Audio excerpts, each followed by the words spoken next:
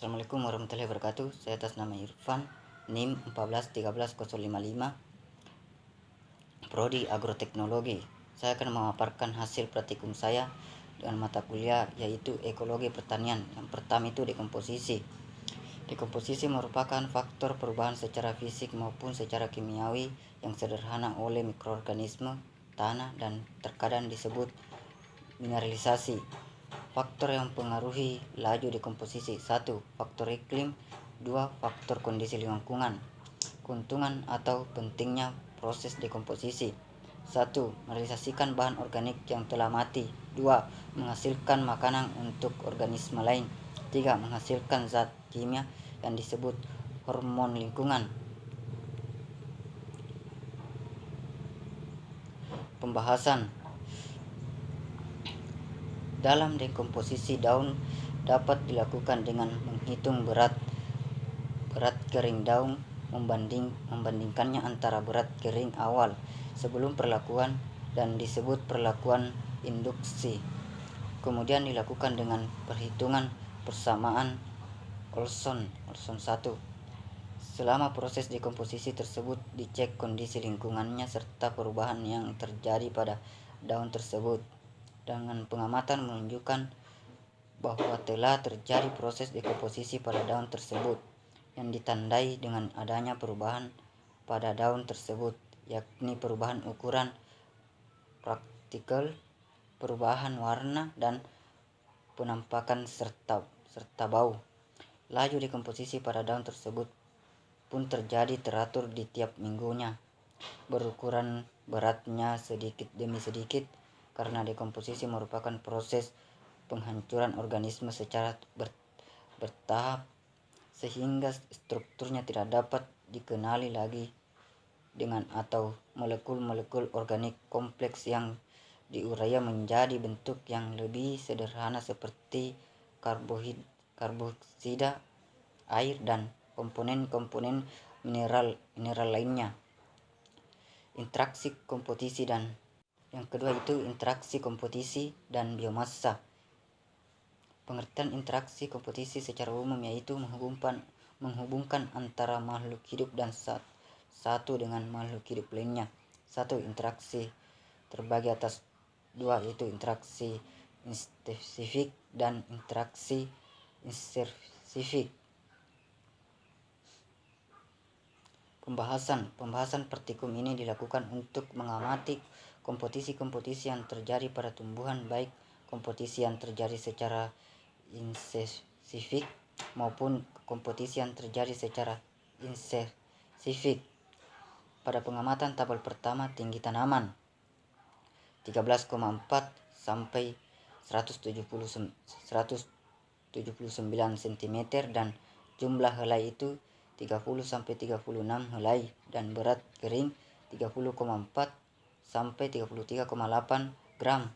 Untuk tabel kedua didapatkan data tinggi tanaman 146,120 cm dengan jumlah helai 33,28 helai, daun dengan berat kering 30,8 sampai 33,2 gram. Perbedaan terjadi antara tanaman di atas karena faktor tumbuh terbatas. Dalam praktikum ini faktor yang dikomposisikan antara lain unsur hara, cahaya, dan ruang tumbuh. Persaingan terjadi karena individu termasuk mempunyai kebutuhan yang sama faktor tertentu yang tidak tersedia dalam jumlah cukup. Selanjutnya itu faktor pembatas pertumbuhan secara umum. Faktor pembatas pertumbuhan secara umum yaitu suatu organisme yang mempunyai toleransi yang besar terhadap suatu faktor yang tidak merupakan pembatas. Faktor pembatas bagi pertumbuhan adalah temperatur atau suhu, cahaya, air. Pembahasan. Berdasarkan pengamatan tersebut diperoleh hasil bahwa untuk faktor pembatas cahaya pada minggu pertama dan perlakuan 0% cahaya, tinggi tanaman 15 sampai 14,8 cm dan kemudian minggu berikutnya lebih tinggi 15 sampai 15,2 cm. Akan tetapi sangat berbeda dengan tinggi tanaman yang perlakuannya 100% cahaya, di mana tinggi tanaman pada minggu pertama 14 cm, kemudian minggu berikutnya 25 cm. Jadi dapat dibandingkan bahwa tinggi tanaman dengan perlakuan 0% cahaya mengalami pertumbuhan yang cepat pada minggu pertama jika dibandingkan dengan perlakuan 100% cahaya. Namun pada minggu selanjutnya tanaman dengan perlakuan 0% mengalami perambatan pertumbuhan dan menunjukkan tanda-tanda akan mengalami kematian.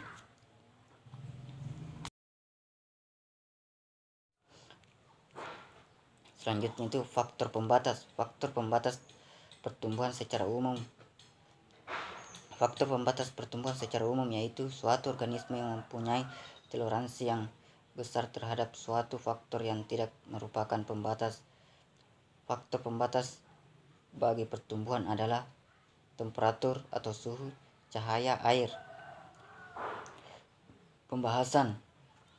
Berdasarkan pengamatan tersebut diperoleh hasil bahwa untuk faktor pembatas cahaya pada minggu pertama dan perlakuan 0% cahaya, tinggi tanaman 15-14,8 cm dan kemudian minggu berikutnya lebih tinggi 15-15,2 cm, akan tetapi sangat berbeda dengan tinggi tanaman yang perlakuannya 100% cahaya, di mana tinggi tanaman pada minggu pertama 14 cm, kemudian minggu berikutnya 25 cm. Jadi dapat dibandingkan bahwa tinggi tanaman dengan perlakuan 0% cahaya mengalami pertumbuhan yang cepat pada minggu pertama jika dibandingkan dengan perlakuan 100% cahaya. Namun pada minggu selanjutnya tanaman dengan perlakuan 0% mengalami perambatan pertumbuhan dan menunjukkan tanda-tanda akan mengalami kematian.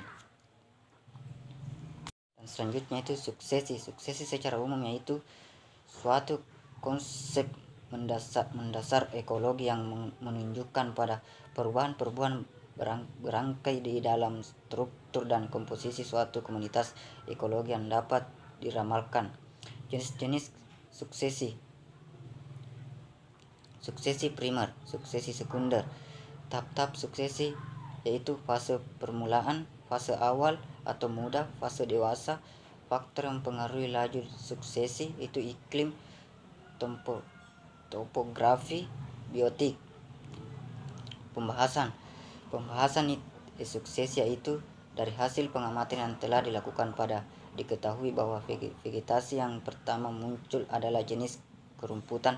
Hal ini disebabkan jenis suksesi merupakan suksesi sekunder, di mana sudah terdapat diketahui sebelumnya vegetasi yang biasanya muncul pertama kali biasanya berupa tumbuhan pelapor atau pionit, yaitu pertumbuhan yang berkemampuan tinggi untuk hidup pada lingkungan yang serba terbatas pada berbagai faktor pembatas. Terima kasih atas pemberitahuan.